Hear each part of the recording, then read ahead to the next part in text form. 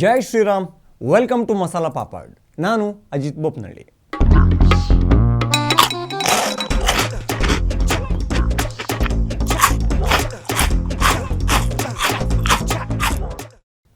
June 4ಕ್ಕೆ ಮತ್ತೇನಾದರೂ ಮೋದಿ ಪ್ರಧಾನಿ ಆದರೆ ಆಗೇ ಬಿಟ್ಟರೆ ಅಪಾಯಕ್ಕೆ ಸಿಲುಕೋದು RSS. ಎಸ್, ರಾಷ್ಟ್ರೀಯ ಸ್ವಯಂ ಸೇವಕ ಸಂಘ 3ನೇ ಬಾರಿ ಮೋದಿ ಪ್ರಧಾನಿ ಆದಮೇಲೆ ಮೊದಲು ಮಾಡೋ ಕೆಲಸನೇ RSSನ ಬ್ಯಾನ್ ಮಾಡೋದು. ಇದನ್ನು ನಾನು ಹೇಳ್ತಾ ಇಲ್ಲ, ಉದ್ಧವ್ ಠಾಕ್ರೆ ಅವರು ಹೇಳಿದ್ದು. तो अभी इतना ही बाकी है, वो RSS को भी नकली RSS कह देंगे कल उठकर. और मुझे तो अभी RSS को खतरा महसूस हो रहा है मुझे, क्योंकि RSS को वो उसके ऊपर वो बंदी लगाएंगे. भाई जर का ते असं म्हणतात की राम मंदिरावरती काँग्रेस बुलडोझर चलाएगी, तो RSS पर बैन भाजपा लगाएगी. ಯಾಕಾಗಿ ಈ ಮಾತು ಬಂತು ಅಂದರೆ, ಮೋದಿ ಚುನಾವಣಾ ಭಾಷಣದಲ್ಲಿ ಹೇಳಿದರು. ಉದ್ಧವ್ ಠಾಕ್ರೆ ಶಿವಸೇನೆ ಬಗ್ಗೆ ಮಾತಾಡಿದರು. ಉದ್ಧವ್ ಬಣವನ್ನು ನಕಲಿ ಬಣ ಅಂತ ಹೇಳಿಬಿಟ್ರು. ಈ ವಿಚಾರದಲ್ಲಿ ಅವರ ತಂದೆ ಬಾಳಾ ಠಾಕ್ರೆ ಅವರನ್ನು ತುಂಬ ನೆನಪು ಮಾಡ್ಕೊಳ್ತೀನಿ. ನನ್ನ ಶಿವಸೇನೆ ಏನಾದರೂ ಕಾಂಗ್ರೆಸ್ ಹಾದಿ ಹಿಡಿದಲ್ಲಿ ಆ ದಿನ ಆ ಕ್ಷಣ ಶಿವಸೇನೆಯ ದಿ ಎಂಡ್ ಅಂತ ಹೇಳಿದರು ಅಂತ ಮೋದಿ ನೆನಪು ಮಾಡಿಕೊಂಡ್ರು. ಯಾವಾಗ ಮೋದಿ ಉದ್ಧವ್ ಠಾಕ್ರೆಯ ಬಣವನ್ನು ನಕಲಿ ಬಣ ಅಂತ ಹೇಳಿದ್ರು, ಆಗ ಉದ್ಧವ್ ಠಾಕ್ರೆ ನಾಳೆ ಇವರು RSS ಅನ್ನು ಕೂಡ ನಕಲಿ ಅಂತಾರೆ, ಒಂದು ದಿನ ಬ್ಯಾನ್ ಕೂಡ ಮಾಡ್ತಾರೆ ಅಂದರು. ಇದನ್ನು ಕೇಳಿದವರು ನಕ್ಕಿದ್ದು. ಹಿಂದುತ್ವದಲ್ಲಿ ರಾಜಿಯಾಗದೇ ಇದ್ದ ಹಿಂದೂ ಹುಲಿ ಅಂದರೆ ಅದು ಶಿವಸೇನಾ ಸಂಸ್ಥಾಪಕರಾದ ದಿವಂಗತ ಬಾಳಾ ಠಾಕ್ರೆ. ಕಾಂಗ್ರೆಸ್ಸಿನ ಅತಿಯಾದ ಅಲ್ಪಸಂಖ್ಯಾತರ ಓಲೈಕೆಗೆ, ಕ್ಲಾರಿಟಿಯೇ ಇಲ್ದಿರೋ ಒಂದು ಪಕ್ಷದ ಸಿದ್ಧಾಂತಕ್ಕೆ ನಖ ಶಿಖಾಂತ ದ್ವೇಷ ಮಾಡಿಕೊಂಡು ಬಂದಿದ್ದರು. ನಕಲಿ ಜಾತ್ಯತೀತತೆ ಅವರಲ್ಲಿ ಇರಲಿಲ್ಲ. ಪಕ್ಷ ಹುಟ್ಟಿದ್ದೇ ಹಿಂದುತ್ವದ ಆಧಾರದ ಮೇಲಾಗಿತ್ತು. ಆದರೆ ಉದ್ಧವ್ ಠಾಕ್ರೆ ತಮ್ಮ ತಂದೆ ಇಡೀ ಜೀವನ ಯಾರ ವಿರುದ್ಧ ಹೋರಾಡಿದ್ರೋ ಅವರ ಜೊತೆಗೆ ಮೈತ್ರಿ ಮಾಡಿಕೊಂಡ್ರು. ಶಿವಸೇನೆಯಲ್ಲಿ ನಮ್ಮ ಸಿದ್ಧಾಂತವೇ ಮೊದಲು ಅನ್ನೋ ದೊಡ್ಡ ಪಡೆ ಅನ್ನೋದು ಉದ್ಧವ್ ಠಾಕ್ರೆಗೆ ಗೊತ್ತಿರಲಿಲ್ಲ. ರೆಬಲ್ ಆದರೂ ಏಕನಾಥ ಶಿಂಧೆ. ಶಿವಸೇನೆ ಅದೆಂಥ ದೊಡ್ಡ ಹೋಳಾಯಿತು ಅಂದರೆ, ಶಿಂಧೆ ಬಣವೇ ಅಸಲಿ ಶಿವಸೇನೆ ಅಂತ ಸ್ಪೀಕರ್ ಹೇಳಿದರು.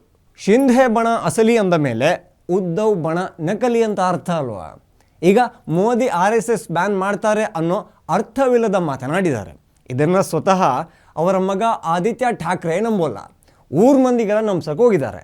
ಧರ್ಮ ಹಾಗೂ ದೇಶದ ಪರ ಯಾವಾಗಲೂ ಇರೋದು ರಾಷ್ಟ್ರೀಯ ಸ್ವಯಂ ಸೇವಕ ಸಂಘ. ಮೋದಿ ಕೂಡ ಸಂಘದ ಕಟ್ಟಾಳು.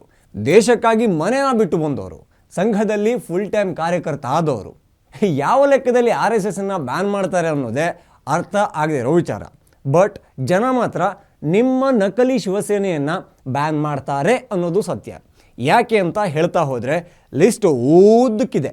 ನಿಮ್ಮದೇ ಅವಧಿಯಲ್ಲಿ ಪಾಲ್ಘಾರ್ನಲ್ಲಿ 3 ಸಾಧುಗಳನ್ನು ಹೊಡೆದು ಸಾಯಿಸಿದರು. ಆ ವಿಡಿಯೋವನ್ನು ನೋಡಿದ ಪ್ರತಿಯೊಬ್ಬನಿಗೂ ತುಂಬಾ ನೋವಾಗಿತ್ತು. ಖಟ್ಟರ್ ಹಿಂದೂ ಹುಲಿ ಮಗ ಉದ್ಧವ್ ಠಾಕ್ರೆ ಅಪರಾಧಿಗಳಿಗೆ ಶಿಕ್ಷೆ ಕೊಡಿಸ್ತಾರೆ ಅಂತಲೇ ಎಲ್ಲರೂ ನೋಡ್ತಾ ಇದ್ರು.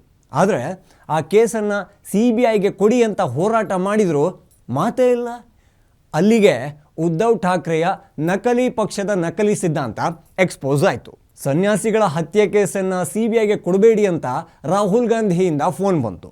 ಅಲ್ಲಿಗೆ ಕೇಸ್ ಮುಗೀತು. ಇನ್ನು ಕಂಗನಾ ರಣಾವತ್ ಅವರನ್ನ ಟಾರ್ಗೆಟ್ ಮಾಡಿದ್ರಿ, ಅವರ ಮನೆಯನ್ನು ಒಡೆದು ಹಾಕಿದ್ರಿ. 10 से 12 illegal Ranawat's Pali Hills office in Mumbai was 10 से 12 एक्सटेंशन एडिशंस हैं, वो इलीगल है. उसमें जैसे कि 2-3 चीजें आपको बताता हूँ. एक था ऑफिस बना दिया है, फिर सेकंड फ्लोर पे एक बैल्कनी थी, बैल्कनी को एक्सटेंड करके उन्होंने उसको जो कवर कर लिया एज पर द प्लान, और उसको कवर कर लिया है. उसके बाद स्टेयरकेस का जो पूरा ಅವರಿಂದ ಶಾಪವನ್ನು ಇಸ್ಕೊಂಡ್ರಿ. तुझे क्या लगता है कि तूने फिल्म माफिया के साथ मिलके मेरा घर तोड़ के मुझसे बहुत बड़ा बदला लिया है? आज मेरा घर टूटा है, कल तेरा घमंड टूटेगा. ये वक्त का पहिया है, याद रखना. उद्धव ठाकरे, ये जो क्रूरता और ये जो आतंक है, अच्छा हुआ ये मेरे साथ हुआ, क्योंकि इसके कुछ मायने हैं. जय हिंद, जय महाराष्ट्र. ನೀವು ರಾಜೀನಾಮೆ ಕೊಟ್ಟ ಮೇಲೆ ಅವರು ಬಿಡದೇ ಇರ್ತಾರ? ತಿರುಗಿಸಿ ಕೊಡೋದನ್ನು ಮರಿಲಿಲ್ಲ.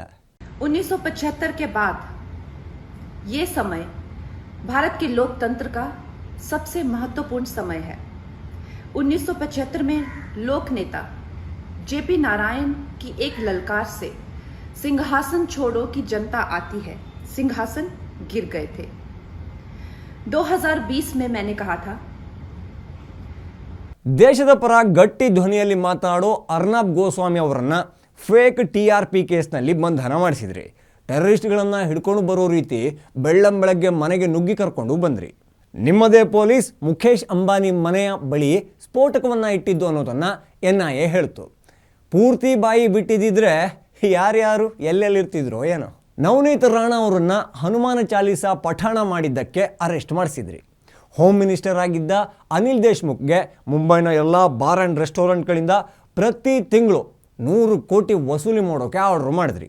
ಕೋವಿಡ್ ಟೈಮಲ್ಲಿ ವಲಸೆ ಕಾರ್ಮಿಕರಿಗೆ ಕಿಚಡಿಗೆ ಅಂದರೆ ಫುಡ್ ಸಲುವಾಗಿ ಜಾರಿಯಾಗಿದ್ದ 6.5 ಕೋಟಿ ಹಣವನ್ನು ಸ್ಕ್ಯಾಮ್ ಮಾಡಿದ್ರಿ. ನಿಮ್ಮ ಮಗನ ಆಪ್ತನೇ ಅಂದರ್ರೂ ಆದ. ಕೋವಿಡ್ ಬಾಡಿ ಬ್ಯಾಗ್ ಸ್ಕ್ಯಾಮ್ ಅಂತೂ ನಿಮ್ಮ ಪಕ್ಷ ಹೆಣದ ಜೇಬಲ್ಲಿ ಕೈ ಹಾಕಿ ಹಣ ತೆಗೆಯುತ್ತೆ ಅನ್ನೋದನ್ನು ತೋರಿಸ್ತು. ಹೆಣ ಬಿದ್ದಷ್ಟು ತಿಜೋರಿ ತುಂಬುತ್ತೆ ಅನ್ನೋದನ್ನು ಹೇಳಿತು. ಹೇಳೋಕೆ ನೂರಾರಿದೆ. ಮೋದಿ RSS ಬ್ಯಾನ್ ಮಾಡ್ತಾರಾ ಇಲ್ವಾ ಅನ್ನೋದು ಇಡೀ ದೇಶಕ್ಕೆ ಗೊತ್ತಿದೆ. ಇಷ್ಟೊತ್ತು ನಿಮ್ಮ ಹಣೆ ಬರ ಯಾಕೆ ಹೇಳಿದೆ ಅಂದರೆ ಜನ ಯಾಕೆ ನಿಮ್ಮನ್ನು ಬ್ಯಾನ್ ಮಾಡಿದರು ಅನ್ನೋದನ್ನು ನೆನಪು ಮಾಡೋಕೆ. ಸನಾತನ ಧರ್ಮದ ನಿರ್ಮೂಲನೆ ಮಾಡ್ತೀವಿ ಅನ್ನೋರ ಜೊತೆಗೆ ಮೈತ್ರಿ ಮಾಡ್ಕೊಂಡಿರೋರು ನೀವು. ನಕಲಿ ಹಿಂದುತ್ವವನ್ನು ಇಲೆಕ್ಷನ್ ಟೈಮಲ್ಲಿ ತೋರಿಸೋರ ಜೊತೆ ದೋಸ್ತಿ ನೀವು. ಯು ನೋ ವಾಟ್, ಸಿಂಹದ ಹೊಟ್ಟೆಯಲ್ಲಿ ಸುಂಡಿಲಿ ಹುಡ್ತು ಅನ್ನೋದಕ್ಕೆ ನೀವು ಬೆಸ್ಟ್ ಎಕ್ಸಾಂಪಲ್. ನೀವು ನೋಡಿದ್ರೆ ಮೋದಿ RSS ಬ್ಯಾನ್ ಮಾಡ್ತಾರೆ ಅಂತ ಹೇಳ್ತಿದ್ದೀರಿ. ಅರವಿಂದ್ ಕೇಜ್ರಿವಾಲ್ ನೋಡಿದ್ರೆ ಮೋದಿ 75 ವರ್ಷ ಆದಮೇಲೆ PM ಆಗಿರಲ್ಲ ಅಂತಾರೆ. ಅಮಿತ್ ಶಾ ಬಂದು ಪ್ರಧಾನಿ ಜಾಗದಲ್ಲಿ ಕೂರ್ತಾರೆ ಅಂತಾರೆ. ಒಂದು ಕೆಲಸ ಮಾಡಿ, ಇಂಡಿ ಒಕ್ಕೂಟದ ಪ್ರಧಾನಿ ಆಕಾಂಕ್ಷಿಗಳು ಅನ್ನೋದನ್ನು ಒಂದು ವಾಟ್ಸಪ್ ಗ್ರೂಪ್ ಮಾಡ್ಕೊಳ್ಳಿ. ಎಲ್ಲರೂ ಒಂದೇ ಥರ ಅಟ್ಯಾಕ್ ಮಾಡೋಣ ಅಂತ ಬೆಳಗ್ಗೆದ್ದು ಮಾತಾಡ್ಕೊಳ್ಳಿ. ಬಟ್ ಗ್ರೂಪಲ್ಲಿ ವಾಯ್ಸ್ ನೋಟ್ ಕಳಿಸಂಗಿಲ್ಲ ಅಂತ ಮೊದಲೇ ಹೇಳಿಬಿಡಿ. ಇಲ್ಲಾಂದರೆ ಖರ್ಗೆ ವಾಯ್ಸ್ ನೋಟ್ ಕೇಳಲ್ಲ, ಮಮತಾ ದೀದಿ ಹಂಬಾರಂಬ ರುಂಬಾ ಅಂದರೆ ಅರ್ಧ ಗ್ರೂಪೇ ಇರಲ್ಲ.